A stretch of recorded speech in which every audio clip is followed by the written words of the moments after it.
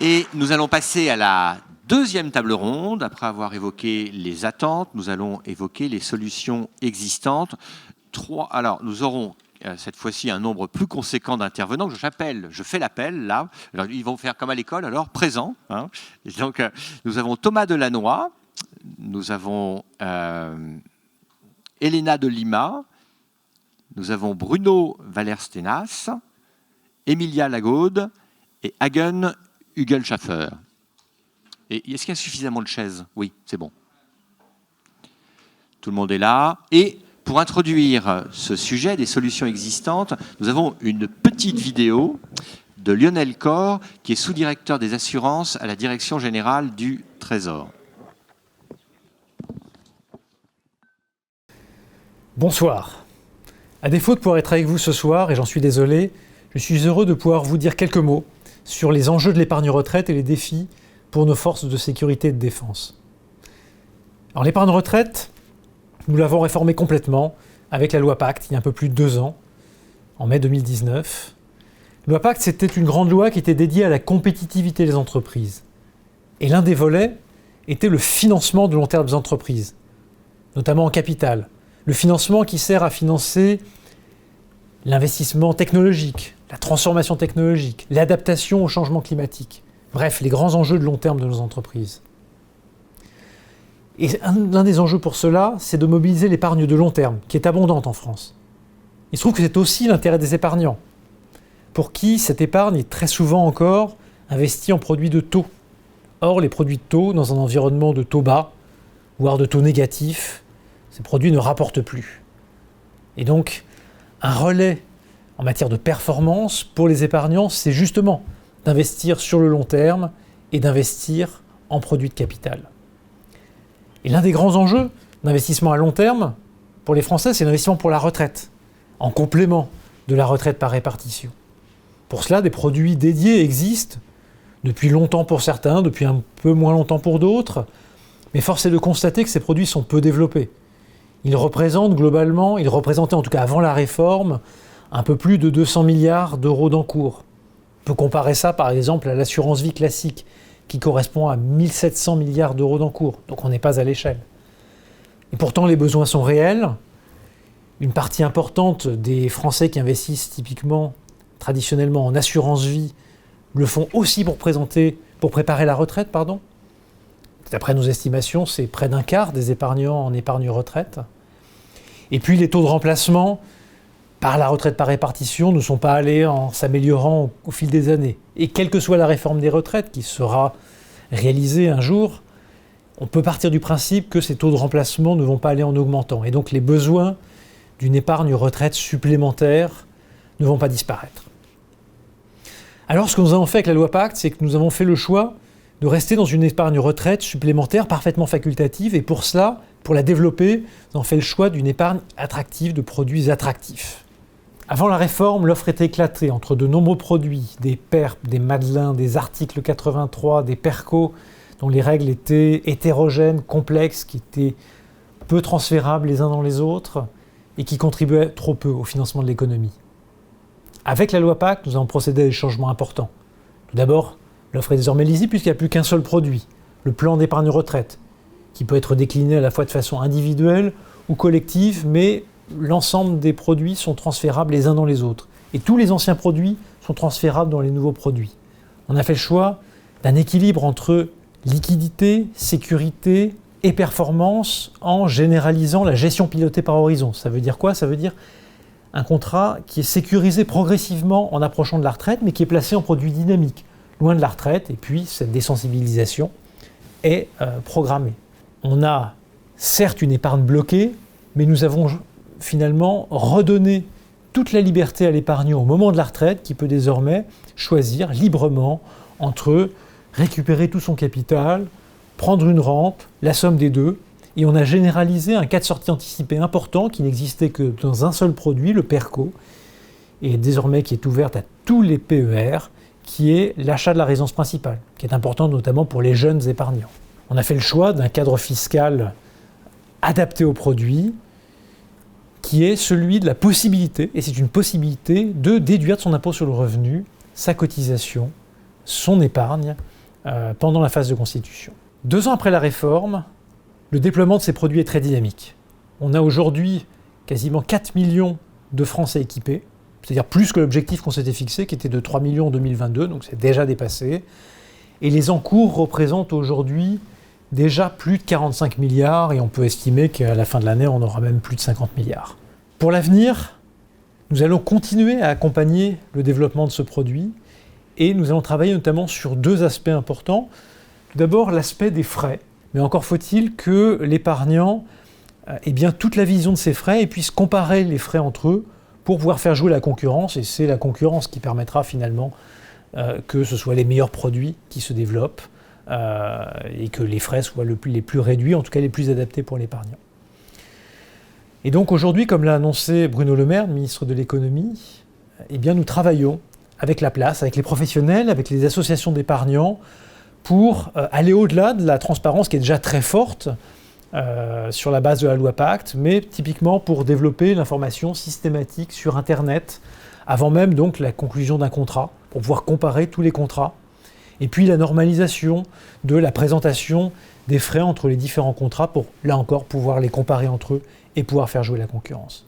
Par ailleurs, la loi Pacte a favorisé le développement de l'épargne retraite verte, solidaire, responsable. Et à partir du 1er janvier 2022, l'épargne retraite en assurance devra proposer au moins une unité de compte dans chacune de ces grandes catégories des grands labels de l'État correspondant au responsable, au solidaire et au durable. Et nous continuerons à accompagner le développement de ce type d'investissement qui correspondent aux besoins de long terme de nos entreprises et aux souhaits des épargnants en matière de sens donné à leur épargne. En conclusion, j'invite tous les professionnels de la sécurité et de la défense, et tous les professionnels qui les conseillent, qui les accompagnent en matière de prévoyance et en matière d'épargne, à s'emparer des enjeux de la retraite supplémentaire. Nous disposons aujourd'hui collectivement d'un outil attractif, d'une offre riche qui va continuer à s'enrichir, d'une concurrence qui va continuer à se développer, et nous allons, nous, pouvoir public, continuer à accompagner ce développement au cours des mois et années qui viennent. Je vous souhaite d'excellents débats. Bonne soirée. Merci, monsieur le sous-directeur. Alors, maintenant, nous avons une table ronde avec diverses solutions existantes. Il n'y a pas que le PER dans la vie. Et pour commencer, nous allons discuter d'assurance vie avec Thomas Delannoy comme outil pour préparer sa retraite. Bonjour à toutes et tous.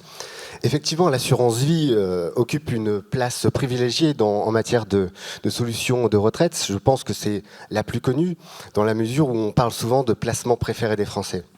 Pourquoi cet engouement ? Alors que ça représente aujourd'hui 1800 milliards d'euros à peu près d'un Français sur 2 a souscrit une assurance vie.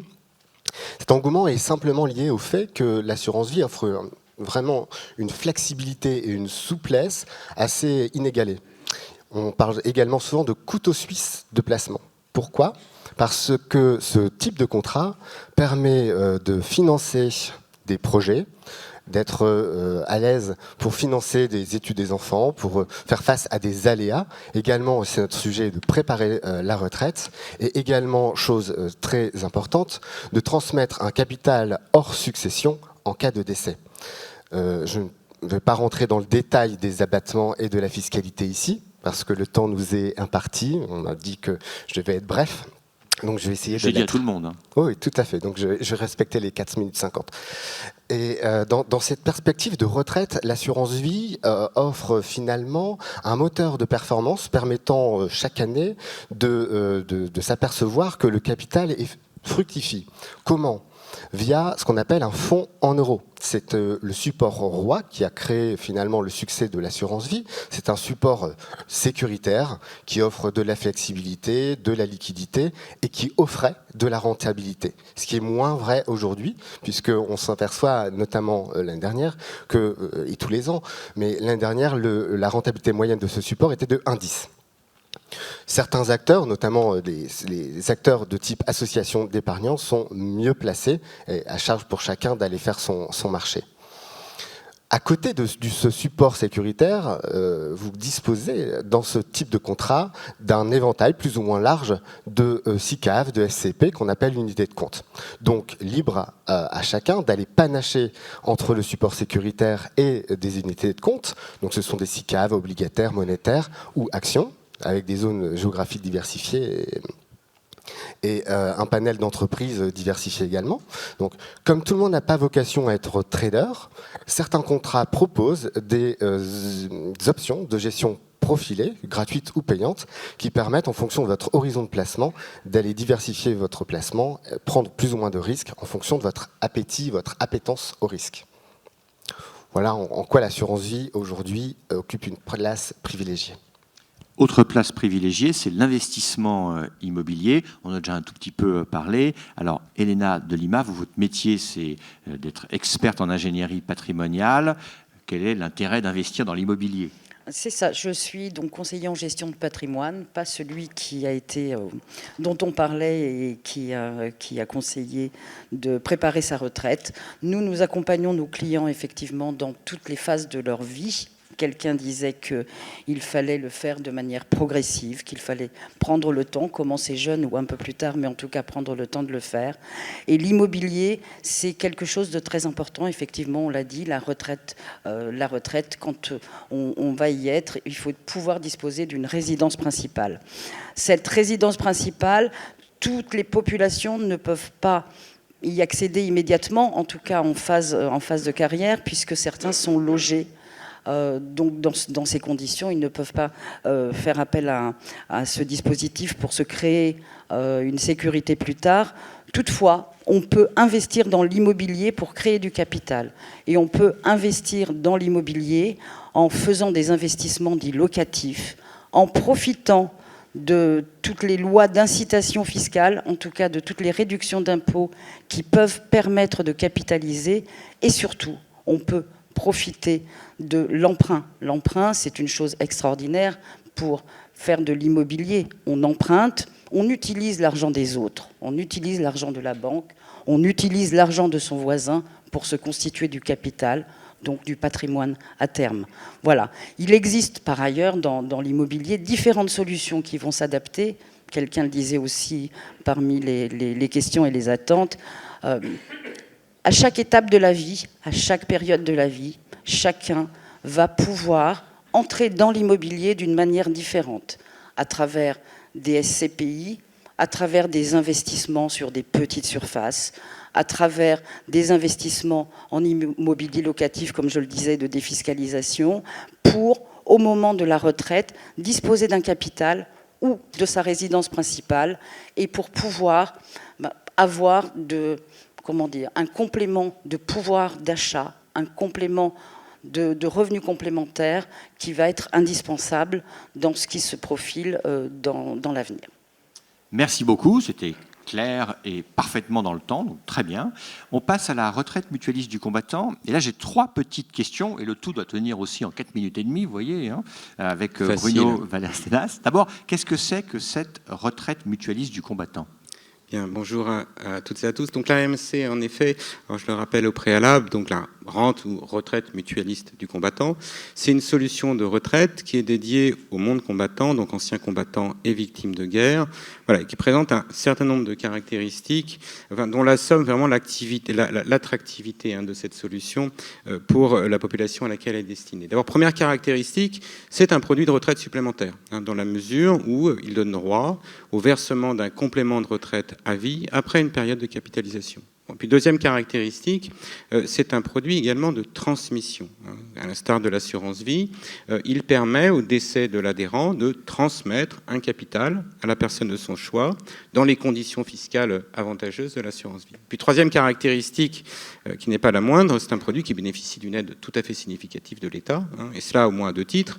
D'abord parce que l'État, alors dans la limite d'un plafond, mais l'État majore la rente dans des proportions qui peuvent être tout à fait importantes, jusqu'à 60%.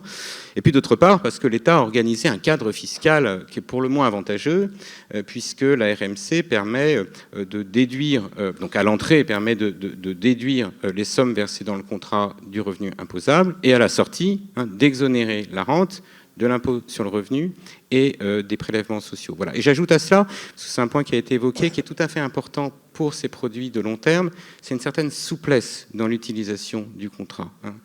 Par exemple, il n'y a pas de condition d'âge, ni pour souscrire, ni pour liquider la rente. Voilà. L'adhérent, par ailleurs, a le choix soit d'allouer la totalité de son épargne à la constitution de la rente, soit au contraire d'en réserver une partie à la transmission d'un capital d'essai. Voilà, donc je ne vais pas plus loin dans les exemples, faute de temps. Ce qu'il faut retenir ici, c'est une certaine latitude, même liberté, c'était le mot de Lionel Corr, dans l'utilisation, dans la gestion du contrat, et qui vient s'ajouter à l'attractivité intrinsèque de ce produit. Et la RMC, c'est ancien. C'est un produit vénérable, c'est un produit dont la création remonte à 1923. Nous allons bientôt fêter les 100 ans de la RMC. Bon, s'il a ainsi traversé toutes les vicissitudes des lois de finances, des évolutions réglementaires, ce qui est quand même un exploit pour un produit d'épargne, bon, dans le fond, c'est parce qu'il a une portée qui n'est pas seulement économique, mais qui a également une portée morale. La RMC a été créée au lendemain de la Première Guerre mondiale. Je cite Georges Clemenceau en 2017, parce que ces Français que nous fûmes contraints de jeter dans la bataille, ils ont 1917. des droits... J'ai dit 2017. Vous me suivez. Voilà, oui, 1917.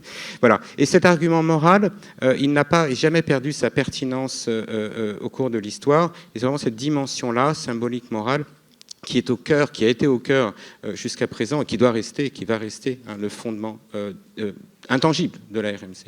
Et alors, qu'est-ce qui fait la modernité de la RMC ? C'est un produit ancien, mais c'est un produit également moderne. Alors d'abord, pour trois raisons. D'abord parce qu'il y a toujours des anciens combattants. Ensuite, parce qu'on l'a rappelé, enfin, nous savons que les besoins liés à la préparation de la retraite vont aller en s'amplifiant, des besoins auxquels les régimes obligatoires ne pourront pas répondre en totalité. Voilà, il appartiendra à l'épargne supplémentaire d'en prendre le relais. Et puis troisièmement, je crois parce que la RMC a toute sa place aujourd'hui dans le paysage de l'épargne supplémentaire. C'est un paysage qui a été profondément renouvelé en 2019 par la loi Pacte, avec la création d'un nouveau produit, donc le plan d'épargne retraite. Bon, le point fort du plan d'épargne retraite, du PER, c'est qu'il permet de booster l'accumulation, la constitution d'un capital d'essai. Ce qui n'est pas le point fort de la RMC. À l'inverse, le point fort de la RMC, c'est d'offrir une rente dans des conditions avantageuses définies par l'État. Voilà. Donc l'enjeu qui est le nôtre, c'est pas d'opposer ces produits, ni a fortiori d'en substituer l'un à l'autre. C'est au contraire de pouvoir coupler ces produits, d'emboîter ces solutions de retraite, de valoriser les avantages de l'un et de l'autre. Voilà. Et c'est ce qui permettra, je crois, de proposer aux anciens combattants un dispositif. C'est la volonté du gouvernement, très attractif, et je dirais à la hauteur du droit qu'ils ont sur nous. Merci beaucoup. Donc vous aussi, vous avez évoqué le PER. C'est le sujet de Emilia Lagaude, responsable marketing de Préfonds. Lionel Corr nous en a aussi beaucoup parlé. Où en sommes-nous, Emilia, de ces PER ? Oui, bonsoir à toutes et à tous. Effectivement, le sujet m'a été un petit peu piqué, mais du coup, je vais compléter. C'est pas grave, ça veut dire que c'est un sujet important. Donc, le PER, donc plan épargne retraite, est un dispositif qui a été introduit et propulsé par la loi Pacte, comme ça a été déjà dit, afin de simplifier le paysage de l'épargne retraite en France. Il est commercialisé depuis donc, le 1er octobre 2019 sous 3 formes. Donc, il y a un PER individuel et 2 collectifs. Et il s'agit donc d'un produit qui remplace les anciens produits PERP, Madelin, Article 83 et PERCO. Nous allons nous intéresser ce soir plutôt au PER individuel, qui est un produit d'épargne à long terme, afin d'économiser pendant votre vie active pour par la suite toucher soit une rente, soit un capital le moment venu, et donc plutôt au moment de départ à la retraite.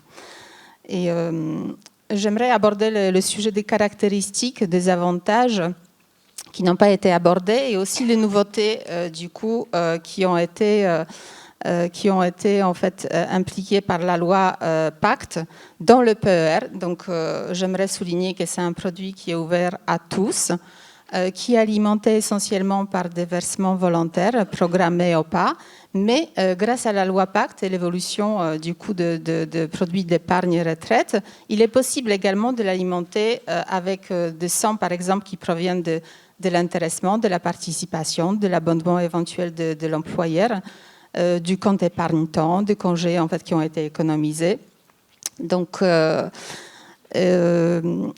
L'avantage principal, en fait, ça a été déjà dit, effectivement, c'est la fiscalité. Mais finalement, en fait, peu importe votre situation, si vous êtes imposable, bien évidemment, il est possible du coup de bénéficier des réductions d'impôts. Cependant, si vous n'en avez pas envie, si vous êtes faiblement imposable, ou si tout simplement vous n'êtes pas du tout, il est tout à fait possible aussi de bénéficier de la fiscalité allégée à la sortie, donc au moment de la liquidation de droits. Et c'est un élément quand même, je pense, à prendre en compte parce que c'est pas tout le monde. Effectivement, dans les agents de la fonction publique notamment, il y a beaucoup de femmes aussi qui n'ont pas des carrières pleines. Donc, effectivement, leurs revenus ne sont pas toujours très, très élevés. Et puis, effectivement, le cas qui était souligné de sorties possibles anticipées avec l'achat de la résidence principale n'est pas un cas isolé, puisqu'il s'agit également des cas, en fait, en cas on va dire, de ce qu'on appelle le coup dur. Donc, ça peut être un surendettement, le décès d'un proche, fin de droit au chômage. Et il est important aussi de souligner que ce n'est pas un produit à fonds perdu, c'est-à-dire en cas de décès du titulaire, il est tout à fait possible du coup de faire bénéficier le bénéficiaire désigné, du coup soit sous forme de rente, soit d'un capital. Et pour finir, j'aimerais juste du coup toucher un mot en fait par rapport au produit préfonds retraite, donc qui est un PER depuis le 1er décembre 2019. Et qui est donc le PER des agents de la fonction publique, puisqu'un agent sur deux souscrit préfonds retraite. Et j'aimerais pointer juste deux points qui le différencient de tous les autres, en fait. Donc, le premier, c'est la sécurité, puisque c'est un régime à points. Et donc, pour chaque euro cotisé, vous savez exactement quel montant, en minimum, vous allez toucher à 60 ans. Et ce montant, il ne peut pas baisser, il ne peut être que revalorisé. Et aussi, Préfonds, il a fait le choix des investissements socialement responsables selon les critères ESG, donc aspects liés à l'environnement, à la gouvernance et sociétaux. Merci. Alors, j'ai un mot, c'est pour Madame Lagaude, Dzień dobry, mais moi je le prononce peut-être très mal. J'imagine que ça veut dire merci en polonais, mais... Dzień dobry. Voilà, mais bon. Ah, merci. Oui, vous avez un fan qui a écrit ça. Il y a une question plus technique, c'est quelles sont les garanties apportées par l'État pour sécuriser les placements PER? J'en connais dans la salle qui disent je sais, mais... Quelles sont les garanties d'État par rapport au préfonds retraite Non, pas préfonds retraite, par rapport au PER en général. Eh bien, il n'y en a pas. Il n'y en a pas, mais par contre... C'était la question piège. Par contre, c'est effectivement une différence que je n'ai pas mentionnée pour préfonds retraite, qui est quand même un produit qui a été conçu pour les fonctionnaires, par des fonctionnaires depuis plus d'un demi-siècle. Et pour l'instant, ça continue avec plus de 18 milliards d'euros d'encours.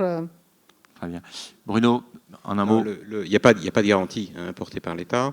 Le seul élément, ce qu'évoquait l'UNELCOR, de sécurisation, c'est cette gestion effectivement pilotée qui prévoit une désensibilisation au cours du temps d'actifs qui sont à l'origine, quand on est plus jeune, risqués, vers des actifs qui vont être de moins en moins risqués. Voilà.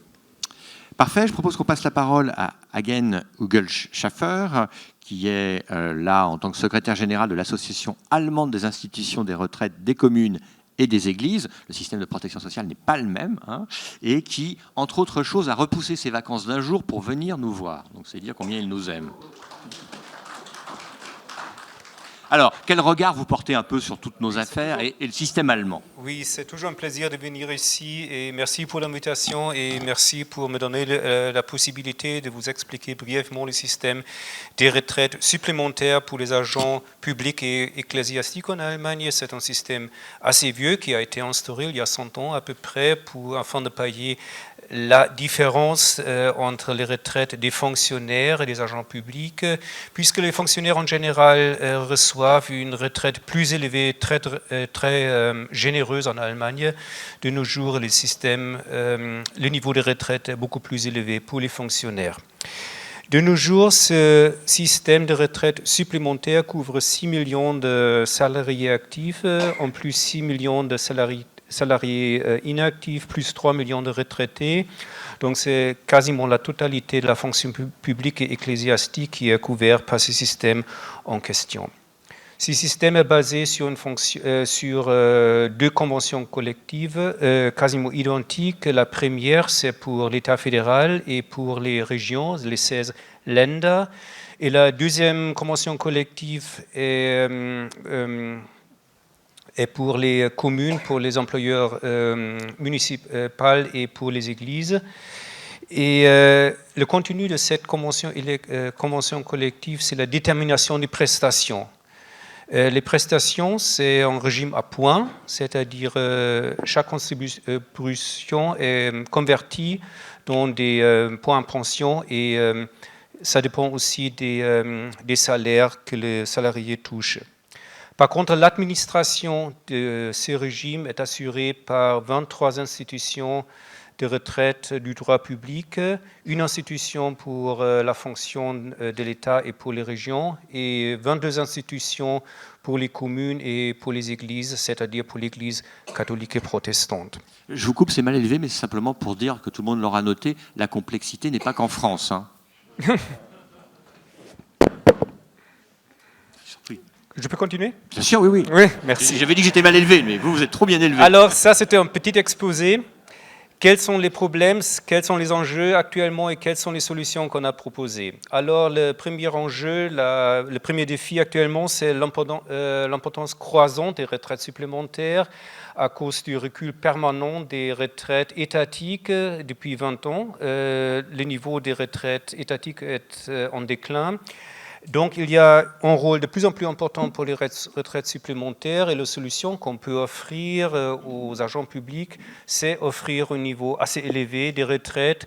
Ça constitue, après une carrière moyenne, à peu près entre 30 et 40% des retraites étatiques. Donc, c'est une véritable retraite supplémentaire, presque le niveau des Néerlandais, par exemple, qui est considéré parfois comme un pays modèle en ce qui concerne les retraites. Le deuxième atout qu'on peut offrir aux employeurs, c'est un outil très utile pour acquérir la main-d'œuvre qualifiée pour la fonction publique. Il faut savoir que la fonction publique en général en Allemagne n'est pas tellement prisée, surtout des jeunes qualifiés, puisque grâce à l'évolution assez favorable sur le marché du travail, les jeunes préfèrent plutôt entrer dans le marché privé que public. Et voilà, c'est un atout dans les entretiens embauches pour attirer les jeunes gens. Et troisièmement, en ce qui concerne la perspective de l'employé, on peut offrir une portabilité, c'est-à-dire si l'employé change à un autre employeur du droit public et ecclésiastique, il peut se faire remporter ses droits acquis, donc il n'y a pas de perte de pension. Le deuxième défi, c'est la pression financière sur les retraites supplémentaires. C'est premièrement pour les retraites capitalisées, le niveau d'intérêt assez bas depuis presque 2 décennies maintenant. Et aussi pour les retraites par répartition, le nombre d'effectifs parfois en baisse dans certains secteurs. Alors, quelles solutions peut-on offrir dans le secteur public ? On a choisi majoritairement dans les institutions de retraite un système par répartition. Ça existe dans dans les retraites supplémentaires, un système par répartition, mais pas la répartition classique. On prend chez nous en considération une durée de 100 ans. De 100 ans pour évaluer, pour calculer le taux de cotisation. Et cette longue durée cause une stabilité financière et aussi une stabilité des cotisations en faveur des employeurs qui sont les sponsors majeurs de ce régime.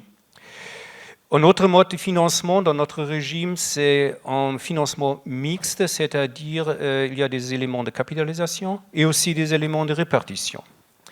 D'après le proverbe, ne pas mettre tous les œufs dans un seul panier, c'est-à-dire on peut égaliser un peu les inconvénients d'un mode de financement par l'autre. Quelle est la justification pour ce modèle de financement pour les retraites supplémentaires ? C'est l'existence assurée à vie de la fonction publique. Il faut considérer que chaque entreprise privée, même, excusez-moi, l'Alliance, les grandes entreprises, Alliance, Airbus, n'importe quelle entreprise privée peut en théorie disparaître, mais jamais la fonction publique, puisqu'à cette condition-là, l'État aussi disparaîtrait, et donc à cet égard-là, on aurait d'autres questions à discuter ici. Hagen, je sais que vous avez encore 2 autres défis, mais hélas, je vais vous les piquer pour des raisons de temps, mais vous allez voir, vous allez quand même avoir la parole pour nous replacer vos 2 autres défis. Là. Il faut que je prenne des questions de la salle pour que chacun puisse reprendre la parole et vous aurez vos 2 défis. D'abord, il y a une remarque de la salle. On voit bien qu'il faudra accompagner la réflexion des agents publics dans leur démarche ou faire le tour de France du débat Jonction au sein des sites militaires. Ça, la fédération verra. Enfin, il y a une question que je vous pose à tous, et on terminera par Hagen, on va refaire la même vague, et vous aurez vraiment 1 minute pour y répondre. C'est beaucoup d'offres permettent de préparer sa retraite, n'est-ce pas? On vient de l'évoquer. Finalement, par où commencer? Quelle solution choisir en tout début de carrière? C'est une question pour nous les jeunes. On commence alors par Thomas Delannoy. C'est une bonne question. Bon, j'ai parlé d'assurance vie, mais inévitablement, il est vrai que l'assurance vie offre un avantage considérable grâce à sa flexibilité, ses sorties et sa liberté pour commencer. Dans la mesure où, dès lors qu'on commence à gagner sa vie, vous pouvez très bien commencer à investir pour un projet à long terme, la retraite, mais en cas de coup dur, en cas d'aléa de la vie, vous pouvez piocher dans ce bas de laine. Contrairement à des régimes à effet tunnel qui n'ont pas cette vocation-là. Donc je pense que l'assurance vie est adaptée à cela dans la mesure où aussi on peut y rentrer avec des sommes relativement modestes. Parfait, je me tourne vers l'investissement immobilier.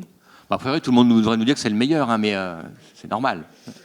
Non, dans la mesure où je suis conseiller en gestion de patrimoine, j'avoue que nous proposons à la fois de l'assurance vie et du PER et de l'investissement immobilier. Alors en tout début de carrière. J'aurais tendance à dire qu'en tout début de carrière, effectivement, il faut commencer sans doute par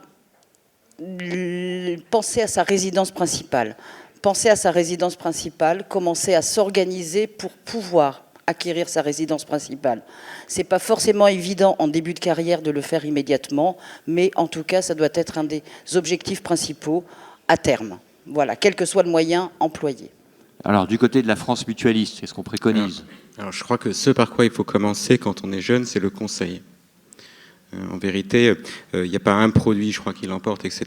La vérité, c'est une allocation et qui va dépendre à la fois d'un profil de risque, mais aussi d'un horizon de besoin. Voilà. Et c'est ça qu'il faut organiser au plus tôt et tout au long de la vie. Après, évidemment, je partage aussi l'argument de la sécurité d'une résidence principale. Mais ce qui compte, c'est le conseil. Emilia? Moi, je dirais que ça dépend de la situation de chacun.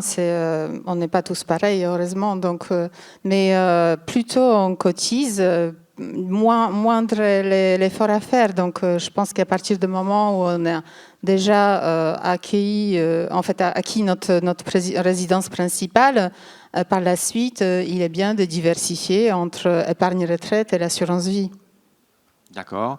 Et Hagen, alors, qu'est-ce que vous choisiriez, vous, alors? Alors, mon conseil sera assez simple, aller joindre la fonction publique chez nous, puisque automatiquement, d'après la convention collective, vous êtes couvert à partir de l'âge de 17 ans. À partir de l'âge de 17 ans, automatiquement, sans que vous puissiez sortir de ce régime supplémentaire. Et en plus, l'employeur paye toutes les contributions à part d'une part mineure qui est une participation mineure de l'employé. Mais c'est un régime assez généreux et assez favorable. Donc, à cet égard-là, un jeune débutant de carrière ne doit rien faire à condition qu'il commence sa carrière dans la fonction publique. D'accord. Je vous remercie.